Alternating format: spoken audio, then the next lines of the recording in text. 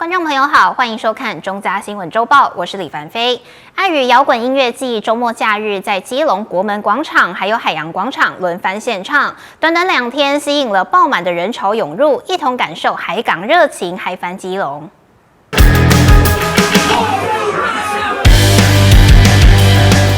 现场的粉丝跟着音乐节奏尽情跳动。这场爱与摇滚音乐季邀请到金曲乐团迷先生跟实力派音乐唱作人高尔宣等超过20组的顶尖音乐阵容登场，连续2天在基隆国门广场和海洋广场双舞台轮番献唱，成功引爆上万人潮，吸引许多基隆在地和双北的年轻朋友一起来听团嗨翻基隆。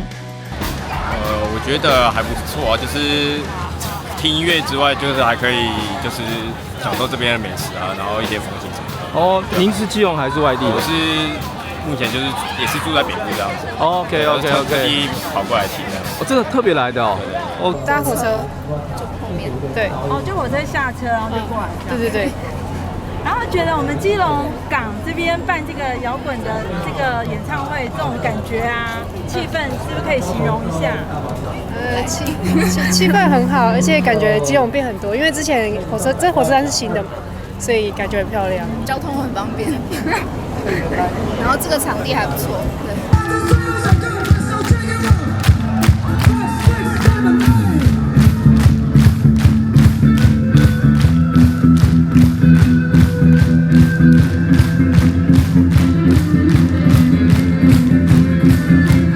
很棒啊，在基隆港旁边，就蛮不错的，对吧？然后吃东西也很方便，对，真的，我刚去哪边吃？我去仁爱市场，对。来基隆觉得蛮方便的，就在火车站旁边，然后这个活动不错，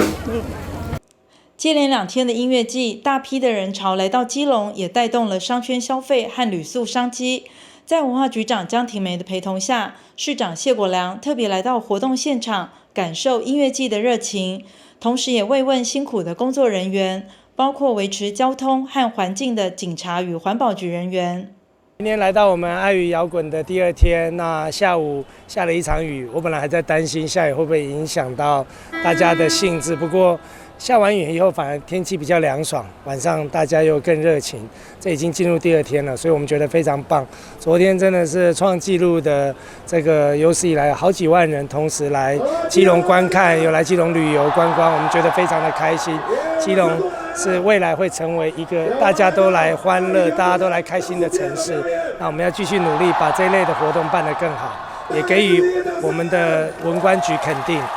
现在真的除了我们基隆在地的小朋友都出来之外，双北的年轻人也都来，而且他们都在说这是距离最近的一个走出火车站就可以看到的音乐季。而这2天呢，这么多的人潮，我们预估如果今天活动结束，可能希望能够突破6万多人的人次以上哦。那也看得出来，这2天带动了周边非常多的经济效益，甚至呢订房都是满的，也是无法订到哦。那我也很希望未来哦，在这块的部分我们可以做得更好，然后希望在明年我们可以做好更整体的整个规划，能够带动基隆更多的商机以及旅宿以及观光。基隆市文化局说，感谢大家热情参与，市府团队将持续深耕爱与摇滚音乐季这个品牌，打造成另一个代表基隆的节庆活动，也和所有的年轻朋友相约明年见。记者黄日升、陈淑平基隆报道。毕业季到来，许多大专院校都会举办演唱会。南台科技大学的学生会最近联合多间学校举办了演唱会，但在演出的名单中出现近期有争议性的艺人，加上票价的问题，掀起热议。另外，歌手曾沛慈则是前往成功大学表演的时候意外摔倒，让大家捏一把冷汗。歌手曾沛慈来到成大参加校园演唱会。演唱成名曲《一个人想着一个人》，炒热现场气氛，也在台下和粉丝互动。但要回台上时，换你们，我一个人，我没事。不料疑似步伐没踩稳，直接踩空，只听见咚的一声，整个人向前扑倒，全场一片惊呼。所幸并无大碍，起身后仍继续演出，让不少歌迷相当心疼。一个人的冒险，一个人的座位，一当晚的演出还请来金曲歌手卢广仲做压轴。最近许多学校纷纷替毕业生举办演唱会，南台科大可以说是规模最大。艺人多达24组，包含韦礼安、911、曾沛慈也在名单内。不过，曾经陷入大麻风波的谢和弦，与他传出绯闻的陈芳语，貌合神离的闺蜜乡民女神吴卓源，让部分网友很有意见。我就来听他唱歌嗨一下不就好了吗？干嘛去 care 这些？他们选择这个艺人的表演，纯粹就是才艺欣赏而已。像这个他们很早就签了，那才能够把档期跟那个活动敲下来，谈签约金。那所以其实也没有办法去控制那么长的时间，有没有刚好谁有什么样的新闻。绯闻八卦无法否定艺人成就，要大家把焦点专注在音乐表演上。但在票价方面，早鸟票每张要800元，学生认为不合理。毕业生，然后你有缴会费，然后还要收钱，就有点，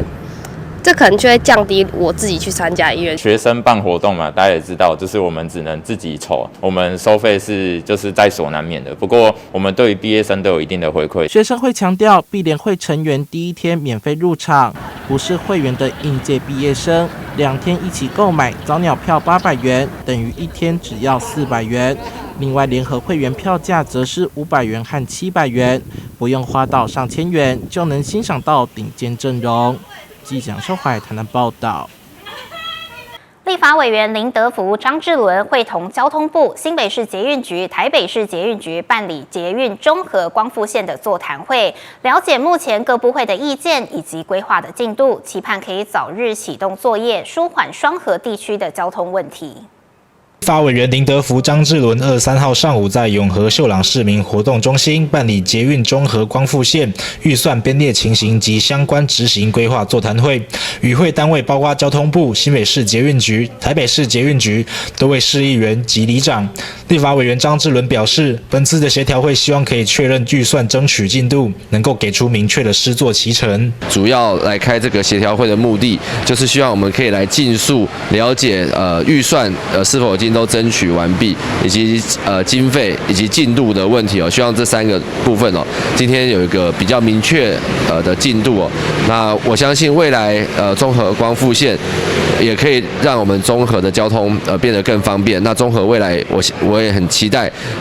目前中和也在施作万大线，那未来有这个光复线，中和未来会成为这个新北市捷运站以及全台湾捷运站最多的地方。立法委员林德福说，双河地区往返台北市通勤车流量庞大，包含成功路及堤顶道路塞车状况非常严重，因此希望能够加速推动中和光复线的建设。新北市捷运局简报指出，中永和地区往返台北市通勤人流庞大，每公里运量密度达到7290人次，应列为优先推动路线。台北市捷运局表示，预计在115年中完成运输需求预测模式校估，116年底完成整体路网评估。每天在成功路上下班以及成功路旁边的堤顶道路天天塞车，而且非常非常的严重。那因为这里交通要改善要解决就是利用捷运，本来有一条南北线因为这条南北线已经老早就规划好，但是就是没有推动，因为每一任市长的想法都不一样。那过去的市长跟现在蒋万安市长，当然他们的处的角度不一样，所以说过去市长在8年任内是都没有再推动任何一条捷运，换了蒋万安蒋市长以后那原来这一条线我们只推到公馆，但是交通部是希望说能够延伸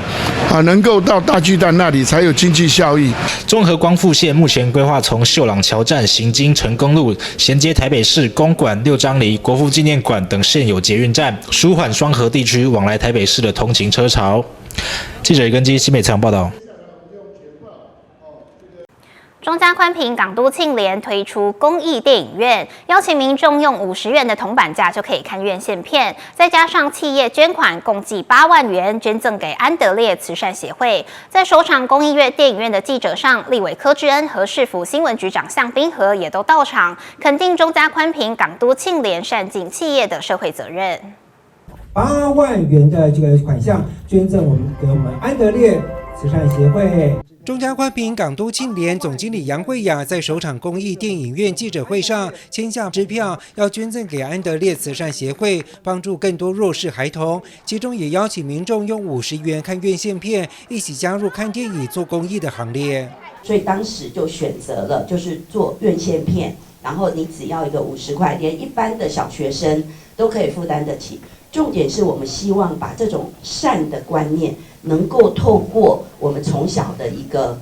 引导，让这样的一个善的观念能够生根到我们的下一代。中嘉宽屏港都庆联每年都会运用企业资源回馈高雄，无论是弱势公益、推广艺文休闲和重视儿童教育上，都投入许多心力。立委柯志恩和高雄市新闻局长以及社会局科长都到场给予肯定。那我想这次要非常感谢中嘉宽屏的这样子的一个，然后结合非常多的一些公益的活动，让这安德烈食物银行还有家福这个所受助的小朋友们都有这样一个机会能够进到电影院来看一个他们非常喜欢的一个电影。很感谢中嘉宽屏愿意为这些比较弱势的小朋友也办这种难得的活动因为刚刚讲的安德烈也好，家福中心也好，也比较少有机会可以出来外面透气轻松一下。真的要非常感谢庆联港都有线电视公司提供这样的机会，给这些小朋友都来看这些公益电影。那我们也知道庆联港都一直在公益活动上付出非常的多了，那也希望利用这次机会，呼吁大家都可以一起来共襄盛举，一起来关怀这些社福机构以及弱势的家庭。越来越多的企业就是借由庆联港都电视台这样子的一个抛砖引玉，越来越多的企业可以一起来参与这样子的公益分享的活动，那让我们的一些经济弱势的家户爸爸妈妈带着小孩呢，都可以一起来融合我们社会里面的各种文化活动那休闲娱乐的活动。民众用50元就能够看院线片，一起加入中嘉宽屏港都庆联公益电影院的活动。安德烈慈善协会感谢社会大众的爱心，将妥善运用这8万元的善款，提供给弱势孩童更多的帮助。其实非常感谢中嘉宽屏港都庆联，就是这连续6年来的爱心义助。那其实这6年来的爱心义助，其实也帮助了超过350位的弱势家庭孩童的食物箱。那因为我们安德烈慈善协会主要是透过客制化的食物箱来帮助我们这些脆弱家庭的孩童能够免于饥饿、健康成长。当然还有很多我们的收师傅愿意捐赠小小的50块钱，你的小小的爱心就让我们这些弱势的孩子都能够得到非常好的一个经验。所以今天我也特地来这边一起参与这个活动，同时也要代表高雄市政府特别的感谢庆联港都有线电视公司。中嘉宽屏港都庆联善尽企业社会责任，帮助弱势，也不忘邀请民众一起加入看电影做公益的行列，能够欣赏到最新的院线片，也体会助人为快乐之本的真意。中嘉宽屏港都庆联转动未来爱永续系列活动成功。记者苏焕君、赖昌邦高雄报道。台北建成迎来140周年，台北市政府在北门广场举办北门祈福时光盒仪式，市长蒋万安、文化局长蔡诗平以及福兴国小的8名学生写下对北门的祝福与期许，放入盒中，期待下次来北门修复工程时再次开启时光盒，迎接未来台北的城市发展。蒋万安也率领学童们一同登上首度开放的神秘北门2楼，探索100年城门建筑的内部结构。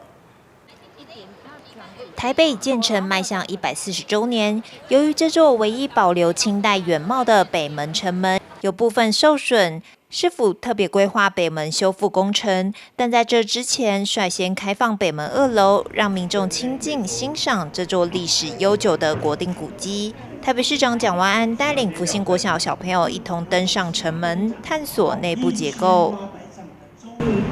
重建，因为张全厅的关系，所以2个不同的主题经常恶斗，所以最后会各种各的门，这就是后来台北会有5个城门、2个瓮城的由来。所谓通就是这个三通，1、2、3，三通五瓜的构造。那种三通五瓜的构造呢，在以前的木结构是非常普遍的一种做法，但是出现在城门楼就非常特殊。再有外墙2重墙，外墙是走廊，用来作为监视用途作为军事上的监视来用。回顾北门的风华岁月，邻近的福兴国小与北门相伴走过126个年头。在祈福光和仪式中，福兴国小8位学童与市长蒋万安、文化局长蔡诗平分别写下对北门的祝福与未来期许，并放入祈福时光盒中，期待往后再次开启光盒，迎接未来台北的城市发展。希望台北希望我们再创100年的风华，迎接下一个100年。市长是台北市的市长嘛，所以他的格局呢要看得比较远。那我们是文化局，所以我们一定是从文化的角度，北门可以眺望未来，北门可以眺望未来。我想从北门不但眺望了，回顾了过去，我们未来也要再登北门来眺望未来。台北建成140年，我想用一首新诗对北门说：在历史的长廊，你坚毅不拔地矗立着，见证了朝代的更迭，挺过了枪火的摧残，从灰白到有了色彩，从拥挤到有了自己的空间，独一无二的外貌，蕴藏着几千万个脚步与回忆。在这140年的光阴里，让我们一同纪念这历史性的一天，让我们一同怀念我们曾走过的岁月，让我们一同展望你崭新的未来。北门登城楼活动到5月29号才报名制，无法登楼的民众也可以透过现场荧幕播放北门360度环境导览，探索城楼之美。现场还有展示台北建成以来不同样貌明信片盖印体验，让民众更认识这座历史城墙。记者温允俊台北报道。由金车文教基金会主办的“爱永不止息”生命教育台南巡回讲座，邀请了特奥的游泳金牌选手，也是唐氏症患者的范静佳到校演讲，分享他的成长故事，鼓励学童努力不懈，不放弃学习，勇于面对生命的挑战。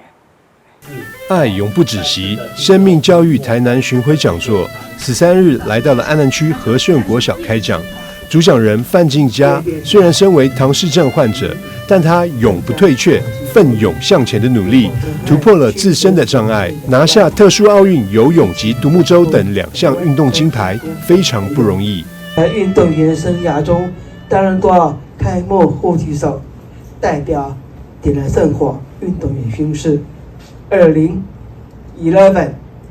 在希腊世界运动会闭幕典礼中，中华台北队解除运动员身份，与教练手牵手步上火地毯殊荣。这些范静佳是我的儿子，出生就是唐氏症一路走来，受到很多的激励。就像16年前，我们就来过台南贵宝地，很怀念，也很高兴，今天再到和顺国小来。和顺国小校长陈良图表示，静佳以个人的生命故事、永不放弃的精神感动每个人，也希望透过他的故事，激励每位小朋友要持续向上。范静佳老师，用他个人的生命故事，然后到最后勇夺的奥运金牌。然后这样正面的故事来激励我们的小朋友，让每个人对于他的生命都有各自的精彩。我对范静佳老师十分的敬佩，因为他虽然是唐氏症的患者，可是度过人生的每一关，非常的努力。然后他的4个信念，我也觉得非常的棒。然后我非常谢谢金佳老师给我带来这么大的学习。我觉得老师非常不容易，因为我们之前在上课的时候有了解一下唐氏症患者的症状，然后他们就是有说，唐氏症宝宝其实有些是口齿不清的，没办法很清晰的，但是老师他可以讲话讲得还蛮清楚的，然后也可以让我知道这个内容，然后也很不容易。主办单位金车文教基金会总干事曾青云表示，范静佳与妈妈黄桂英这16年来走遍全台演讲，吸引超过10万民众参与。基金会希望透过讲座，让听众获得启发，了解生命的意义，不要轻言放弃。16年来，已经有超过10万人听过静佳的演讲。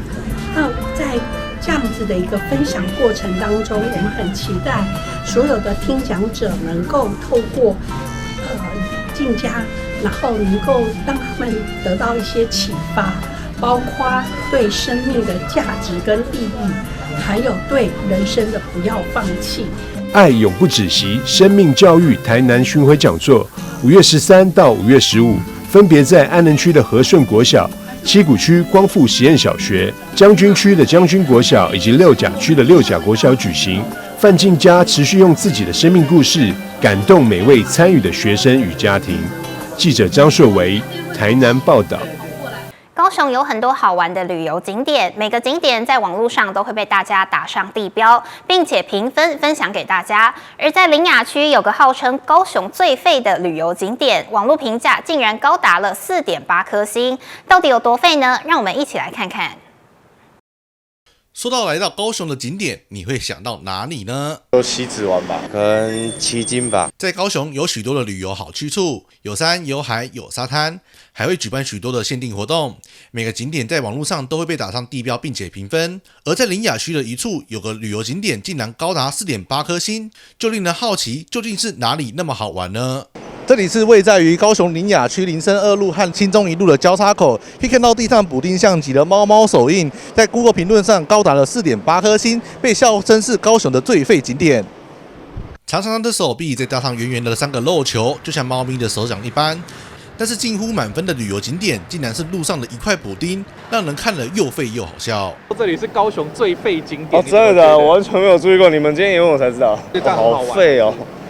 你这么一讲是蛮有趣的，但真的蛮废的。网络上的评语也让人看得哭笑不得。有人说比较喜欢狗，所以给3星；也有人大给满分，表示服务很好，老板很chill，会跟客人礼貌握手，还有民众特地到现场朝圣拍照留念。就去看到这么可爱的东西。所以你们也是最近就是看到网友贴才知道？对，看到网友贴才发现是有这个。对，然后觉得还蛮有趣的。萌萌的猫猫手印成了超废的打卡地标，城市里都常有这种有趣的小彩蛋。虽然不是超厉害的旅游景点，却可以成为生活中的有趣小确幸。你有自己的私房最废景点吗？欢迎跟大家一起来分享吧。记者双军高雄报道。根据统计，台北市的公车在112年总共载运了近4亿的人次，计程车车辆的规模也超过31000辆。为了提升公车与计程车驾驶停让行人的观念，台北市交通局首度举办公车、计程车安全大试师活动，并由业者展示主动式的车门安全系统、A 柱盲区即时侦测系统以及推式逃生窗等安全设施。透过镜头带您一起去看看。雷达设备会限制车门关闭以及马上打开车门。他们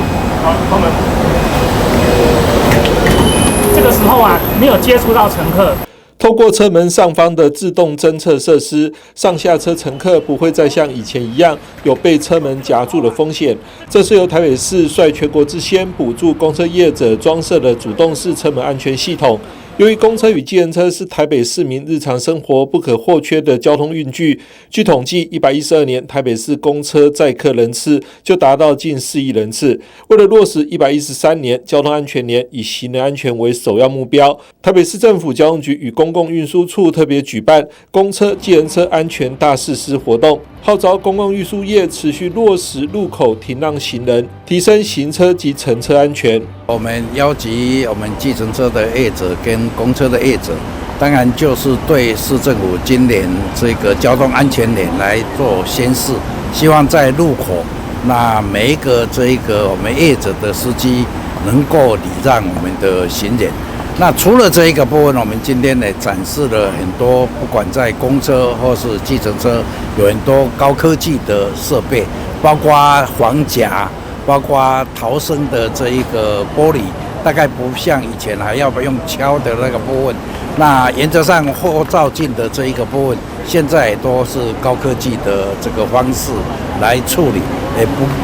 这一个不影响。如果下雨的时候，后视镜看不到的这一个本身上面产生的困扰。那在我们计程车的这个 APP 在轿车服务上面的那状况，为了这个旅客的这个安全，它也有简讯，也有定位，说实在都是一个相当好的设备。那除了增加我们公车跟计程车的高科技的设备以外，当然我们也希望这一个我们的司机在高设备的这一个科技的这个本身的协助下面，那让我们的这一些交通事故能够降低。这项宣示活动获得各家客运及计程车业者的热情响应，在台北市副市长李世川见证下完成签署，承诺将持续改善行车安全，尤其是落实路口左右转前的只差确认、停车再开。这次如果发生肇事特别高，为什么呢？就是因为驾驶头人疏忽了，没有停看听，所以我们现在实施就只差确认。那只差确认呢，就是我们对于行人的礼让行人、优先通行，这点很重要。这些就是我们要实施的、要落实的。计程车代表则认为，不只是驾驶人要遵守交通规则，行人也应该有正确观念，快速通过路口。呼吁北市府应该加强宣导。行人不断的在经过，可是呢，我们的车子要右转，转不过去。当这个要转完的时候，行人过了，那边红灯亮起来了，所以造成很多路口的堵塞跟不安全。所以我在这里呼吁，应该从教育跟我们的宣传。媒体的这个要大力的来宣传，告诉我们的行人也要注意这个你的安全。除了强化公车与计程车驾驶路口停让行人观念，北市府也协助业者提升车辆相关安全措施，包括中兴巴士的先进驾驶辅助系统结合 AI 智联网，新兴客运则配有主动式车门安全系统及 A 柱盲区即时侦测。大突围客运则导入驾驶区先进操控萤幕、电子式后照镜及内轮差警示系统等。计程车方面也展示设有轮椅区的通用计程车，车队建置分享行程 App 的安心乘车服务，还有提醒乘客系妥安全带的简讯通知。那这些的设备都是陆陆续续一直在更新跟扩充，所以往后大概的工作就是落实，再继续扩充。有些车队像公车还没有这些设备的，我们会继续采购、继续补助。有些像刚刚这种公用林田区，我们会在每个里都能够设置。那我们的计程车的或者是这些货车啊，长照的车子或者是复康巴士，他们有安全的停车空间，乘客可以在这边等车也不要在路口或者是红线那个危险的地方等车，这些都是构造我们整个比较好的安全的停车环境先开始，然后车辆再更新安全的一些设备，这是往后要推动的。其中大都会客运新添购的55辆电动巴士改用推式逃生窗，方便乘客在意外发生时能及时逃离，连副市长李世川都觉得惊艳。我们就想方设法，就让公车的乘车安全更加确保。所以除了有前后2个车门还有安全门之外，那另外左右两侧各设一个窗子推开就可以跳出来了，就让坐公车更安全。台北市交通局方面表示，除了持续规划共用临停区等创新服务及协助业者提升公车与计程车相关安全设施，也呼吁所有大小车辆驾驶人落实停让行人，共同打造一个安全、便利、友善的交通环境。交通安全年，停让行人安全升级，赞！记者张启腾台北报道。台糖长荣酒店还有台盐公司携手合作，特别以天然的盐曲搭配巧克力，开发出了玫瑰盐曲以及松露盐曲2款甜咸新口味的巧克力，创新推出更在地、更国际、更多元的餐饮还有送礼的选择。台糖长荣酒店2022年推出惊奇创意的异想魔炫巧克力礼盒，食材严选在地农产品，包含豆腐乳、黑蒜头、乌梅等。跳脱传统巧克力的印象，获得许多消费者的喜爱与回购。台南台糖长荣酒店这次更首度与台盐公司合作，创新研发盐曲口味的巧克力，甜甜咸咸的滋味，让人一颗接一颗停不下来。带一点点咸味，然后来把那个甜味稍微把它取代掉一点点。对，所以它我运用那个咸味，会让你的那个甜度降低。我们这次是首次跟台盐合作。那台盐呢，目前推出的这个盐曲产品呢，是最热门的。那盐曲在日本以前古代呢就已经有了，而且盐曲呢就跟日本的味噌一样，其实对人体是很有帮助的，对人体是有益的。那我们推出了这个巧克力呢，主要我们希望说，女孩子最喜欢的巧克力，吃起来健康养生又没有负担。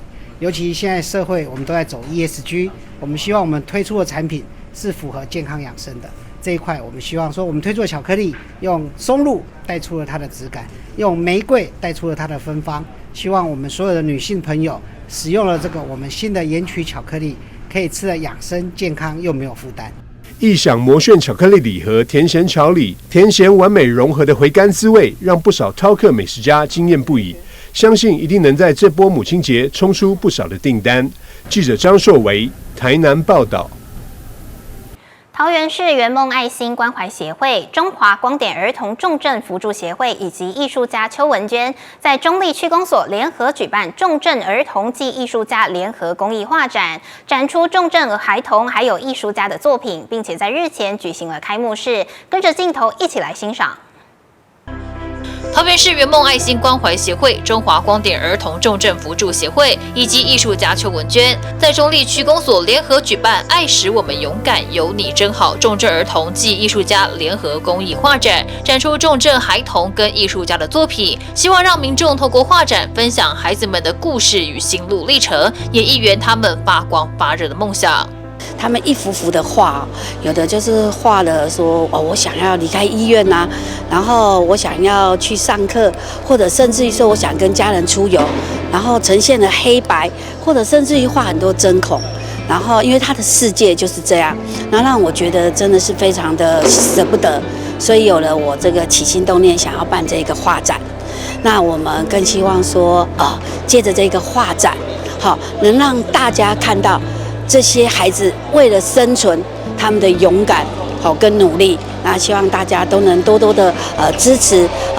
鼓励他们。其中12岁的佩佩因重症长期住院，在医院里接触到光点协会后，透过艺术辅疗开始用画画来分享故事。佩佩表示，画画的时候痛都减轻了，可以跟大家一起展览，很开心。现在已经完成移植，回归校园。妈妈表示，佩佩的画一开始是宣泄，在协会的陪伴下越来越丰富，也因为自己的经历，让她更有同理心，可以抚慰其他小朋友。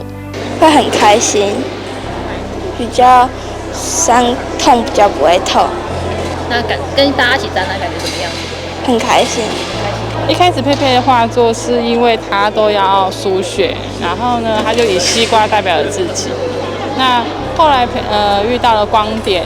协会的陪伴，让他的画作更丰富，就是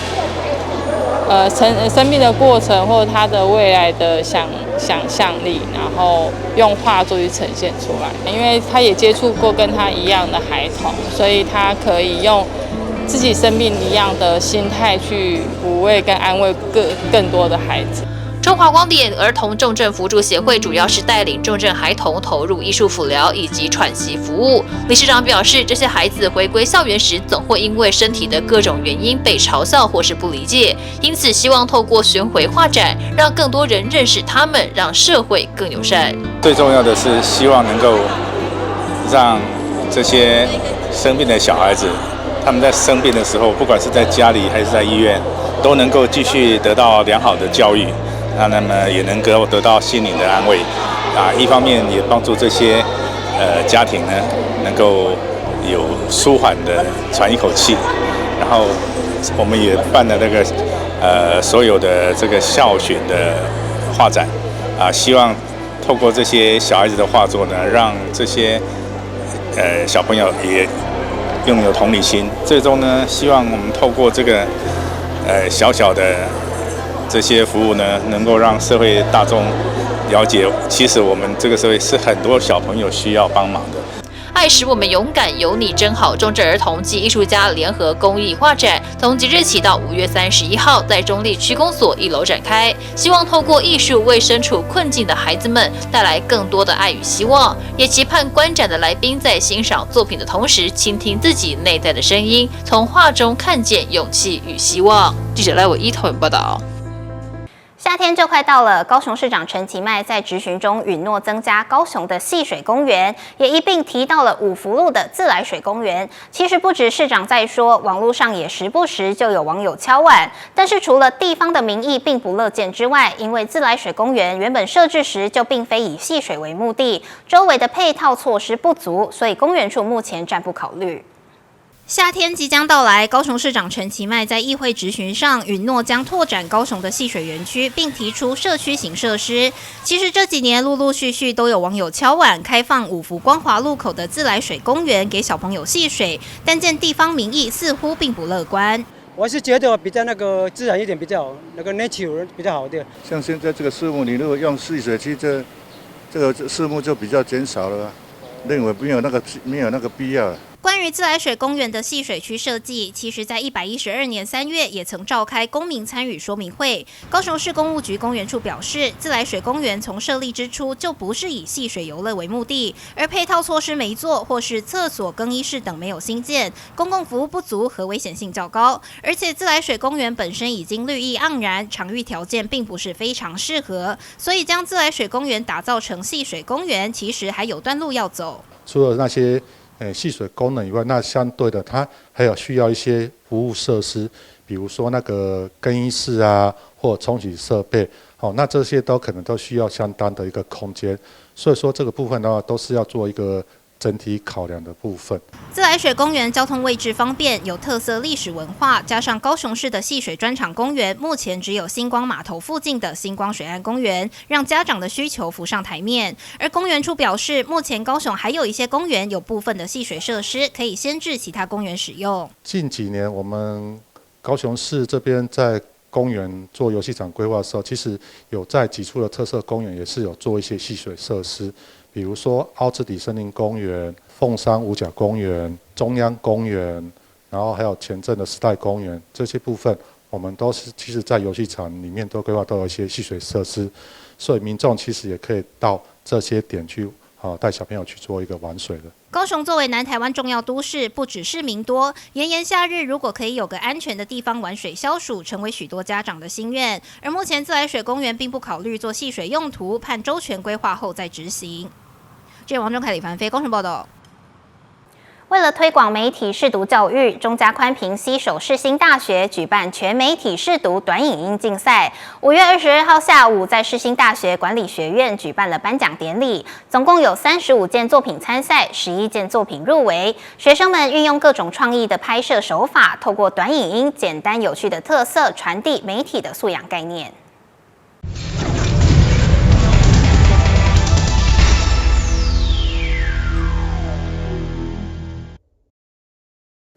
由中嘉宽屏与世新大学共同举办的全媒体识读短影音竞赛，吸引许多世新学生报名参加。从11件入围作品中选出前3名作品，学生们使出浑身解数，运用各种创意手法，传达媒体素养的概念。获得第1名的团队，用短剧的方式介绍假讯息特征，以及掌握媒体识读3步骤，生动有趣的内容获得评审青睐。假新闻扩散的根本是不懂得思考，一听信他人盲从，给你记批权，这可不是普通的批权，是批判性思考批权。因为我们想说短影音它重点的目的是要在传达理念的同时抓住目光，所以当初在构想脚本的时候，我们是希望比较走一个搞笑风格的一个形式去走。那我们的作品内容名称叫费克纽斯大战媒体识读队长。那我们其实当初会往这个方向去想，其实这个东西看起来像是创意，但我们其实是有在用理论的分析去思考这件事情的。那就是因为我们觉得说短影音它有个很直观的事情，就是要把你要传达的复杂理念去拆分成细项。那我们那时候就想到用这个桥本去做这样。其实我们就是用很低成本的拍摄，所以我们其实很多东西就是想办法大凑出来，然后想办法去做这件事。那我觉得可能也是我们团队的一个，就是我们或许不是最专业的那群人，但我们有心这样。因为我之前也有参加过一些假新闻倡议的活动，那我会觉得说，其实有很多现在一直在推出这种跟媒体识读相关的活动，都可以多去参与。我觉得在拍摄的过程中，也可以更加深，就是这个媒体识读对现在这个世代的重要性。世新大学校长陈清和表示，世新大学深耕媒体识读教育，与中嘉宽频持续举办讲座与推广活动。这次更首度以全媒体识读短影音竞赛的方式，透过时下流行的短影音，让媒体识读变得简单易懂。我们几年来都非常感谢我们中嘉宽频让我们有机会来为我们的媒体识读这一块办一些活动。通过竞赛的方式，大家就会把自己的创意甚至制作的品质，甚至一些对媒体识读的想法能够把它提供得更好一点点这样。一般来讲我们就是希望能够在3分钟的时间，能够把一个想法、一个故事、一个表演、一个理念把它说清楚嘛。只要有媒体存在的一天，媒体识读就永远推广不完。特别是科技的改变，还有社会结构，甚至于这个人类生活的演变，社群媒体的发展出来之后，我想媒体识读还是继续要推广的。在媒体素养上面的养成，其实非常不容易哦。好，那再加上 AI 科技演变，传播科技的改变非常的快速，所以呢，我觉得在媒体素养的教育上面也必须不断的创新。那我非常感谢世新大学，其实这连续6年来，其实每一年校长都很感人，他都会想出新的这个一些创新的点子。那像今年我们这个短影音就是一个很好的成果发表。中嘉宽频为健全媒体产业致力推广媒体识读，透过各种方式让媒体识读能够应用在生活当中，期盼在快速变迁的数位时代下，民众都能培养出全方位的媒体识读能力。世新大学媒体识读短影音竞赛，赞不赞？赞！记者林希慧台北报道。从第一线社工的服务过程当中，经常发现许多长辈的饮食营养不均衡，所以华山基金会永康2天使站特别邀请专业的老师，用简单的食材要教长辈做出营养美味的料理。会中6位华山服务的长辈还特别装扮成厨师，他们也很开心，以后就可以自己烹调出好吃又健康的料理。对老一辈来说，因为牙口不好，加上烹调麻烦，所以很多自己生活的长辈，每天饮食都差不多，没什么变化，也无法顾及营养。所以华山基金会永康2天使站特别邀请台南市直辖市中餐职业工会的老师，运用简单食材来教在场6位长辈轻松烹调。大家也都很有兴趣来学习，要做出营养又色香味的蛋包饭。当然，华山也希望借此让大众知道关心这一群长辈的需求。家己煮较健康啊，吼。嘿啊，我较少咧买啊，我家己煮啊。对啊，所以我今仔来是来学这讲哦，等下有加一项菜通好煮，通好食安尼啊。嘿，即摆蛋包饭啊，我等于我若凊饭哦，食无了，我就会当用蛋包饭来炒，来用安尼。嘿，安尼较有欢。哦，较有欢。互相交流也不错啦。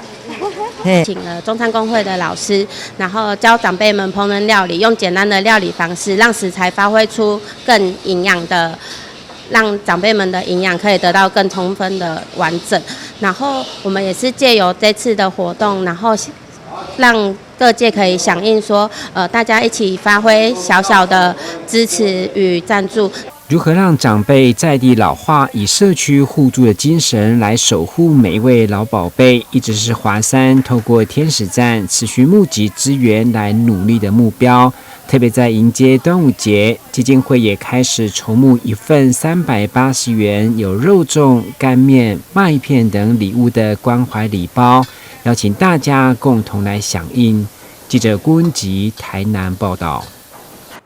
网络上资讯爆炸，真假讯息与诈骗充斥，因此中嘉宽屏北建特别与桃园南市国小合作，举办校园媒体识读推广活动，并且实际参与中嘉宽屏推出的"你搞懂了没"媒体识读测验小游戏，同时预告113年桃园市有线电视媒体体验营的暑期活动，即将在6月17号开放报名，欢迎对新闻产业有兴趣的同学踊跃参加。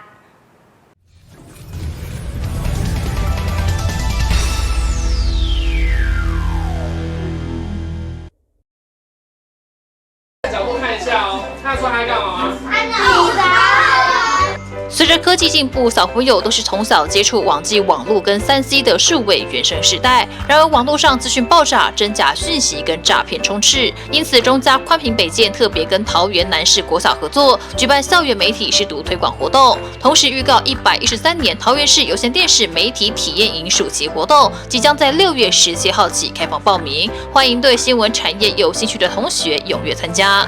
我想今年的桃园市的有线电视媒体营增加了非常多的内容那么进入到校园来宣导宣传这样的一个活动，其实也是其中之一最重要的是结合了中嘉宽屏北建本身在极力推展的一个媒体识读一个课程我们相结合来到了南市国小，再加上呢，其实在校长的推动之下呢，这个学校呢，其实也是媒体素养的一个基地我相信在多方的联合配合之下呢，让孩子们的媒体素养的教育可以更深入，可以更广，我觉得这是我们最重要的目的。最重要的是呢，基本上现在社会上很多的诈骗，媒体识读这一块的重要性呢，是我们不能够忽略的。我希望透过我们这样的一个活动内容，可以让孩子及早来了解所谓的媒体识读。中嘉宽屏北建以趣味动画、图文跟实例影片教导小朋友在接收到资讯时都要有批判性思维，养成对资讯来源与内容求证的习惯。课程中也带领学生实际参与中嘉宽屏推出的"你搞懂了没"媒体识读测验小游戏。同学表示，在课程当中学到怎么分辨假讯息，以及该如何查证，收获满满。什么是媒体识读？